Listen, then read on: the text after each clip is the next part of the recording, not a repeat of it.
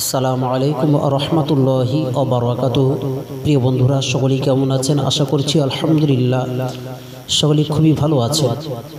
আজকে আমরা আলোচনা করব মাদ্দে বদল সম্পর্কে। আপনারা মাদের উপরে বিভিন্ন ধরনের ভিডিও দেখেছেন এবং আজকের এই ভিডিওটাও দেখুন, একটি বিষয় আপনারা উপলব্ধি করতে পারবেন।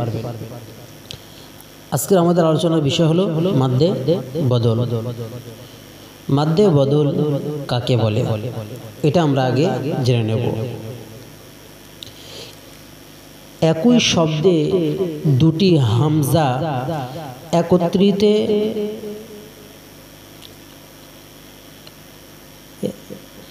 একই শব্দে দুটি হামজা একত্রে ব্যবহার হয়ে প্রথম হামজা হরকত যুক্ত হলে দ্বিতীয় হামজাকে প্রথম হামজার হরকত অনুযায়ী মাদের হরফ দ্বারা পরিবর্তন করে পড়াকে মাদ্দে বদল বলে।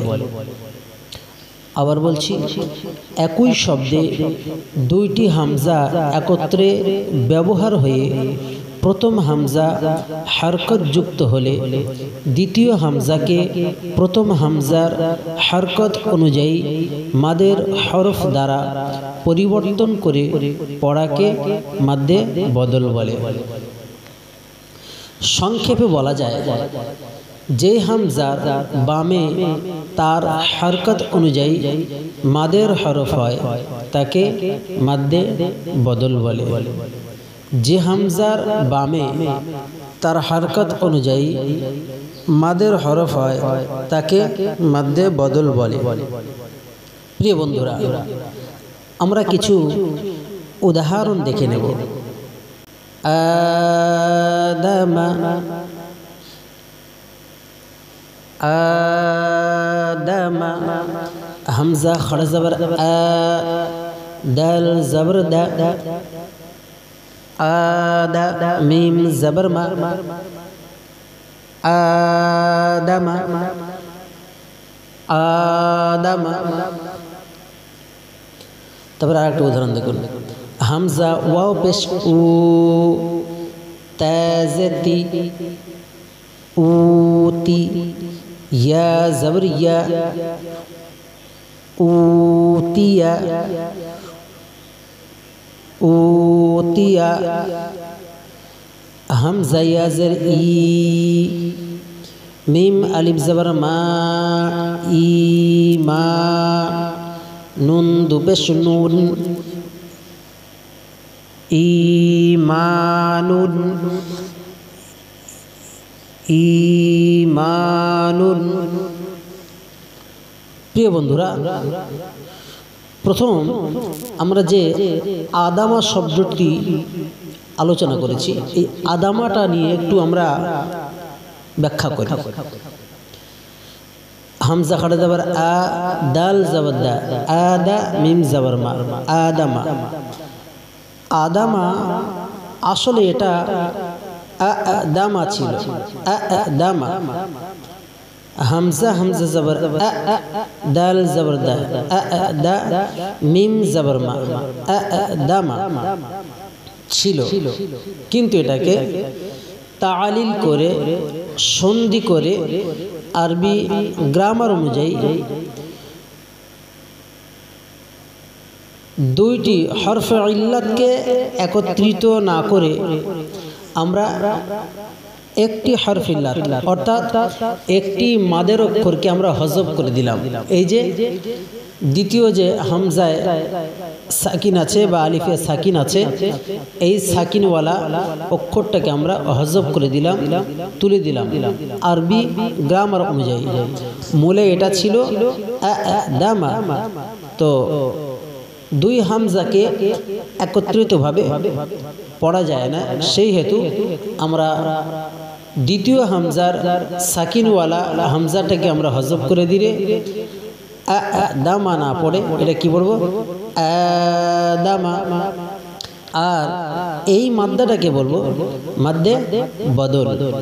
মানে এই হামজাওয়ালা সাকিনওয়ালা হামজাটাকে বদল করে দেওয়া হয়েছে, পরিবর্তন করে দেওয়া হয়েছে। প্রিয় বন্ধুরা, তাহলে আমরা কি বুঝলাম? আদামা মূলে ছিল দামা, দ্বিতীয় হামজার ডাইনে জবর হওয়াতে দ্বিতীয় হামজাকে আলিফ দ্বারা পরিবর্তন করা হয়েছে। এই পরিবর্তন হলো বদল করা। আর এখানে যে টান দিয়ে পড়বো এই আটায়, সেই মাদ্দাটাকে আমরা বলবো কি? মাদ্দে বদল। 2 নম্বরে যে উদাহরণটা আছে সেটা খুব গুরুত্ব সহকারে দেখুন। উতিয়া, উতিয়া মূলে ছিল উতিয়া, উতিয়া অর্থাৎ হামজা হামজা পেশে উ তাজতি ইয়া জবর ইয়া, উতিয়া ছিল এটা। তো এখানে দ্বিতীয় হামজার ডানে পেশ হওয়াতে, এই যে দ্বিতীয় হামজার ডান দিকের করে পেশ হওয়াতে দ্বিতীয় হামজাকে ওয়াও দ্বারা পরিবর্তন করা হয়েছে। দ্বিতীয় হামজাকে ওয়াও দ্বারা পরিবর্তন করা হয়েছে। দেখুন, দ্বিতীয় হামজাটাকে আমরা হযফ করে দিলাম, তুলে দিলাম। দেওয়ার পরে হামজার জায়গাটায় ওয়াও এনে আমরা টান দিয়ে বা মাদ করে পড়লাম উতিয়া। আর এই মাদ্দাটাকে আমরা বলবো কি? মাদ্দে বদল। প্রিয় বন্ধুরা, 3 নম্বরটা দেখুন। ঈমানুন, ঈমানুন মূলে ছিল ঈমানুন, মূলে ছিল ঈমানুন। এখানে আপনারা দেখতে পাচ্ছেন ঈমানুন, হামজা হামজা জের ই, মিম আলিফ জবর মা, মা নুন দুপেশ নুন, ঈমানুন এটা ছিল। ঈমানুনটা মূলে কি ছিল? ঈমানুন। দ্বিতীয় হামজা ডানে জের হওয়াতে, দেখুন এই যে দ্বিতীয় হামজা, এই দ্বিতীয় হামজার ডান দিকের অক্ষরে জের। তো দ্বিতীয় হামজার ডান দিকে জের হওয়াতে দ্বিতীয় হামজাটাকে আমরা ইয়া দ্বারা পরিবর্তন করলাম। কি দ্বারা পরিবর্তন করলাম?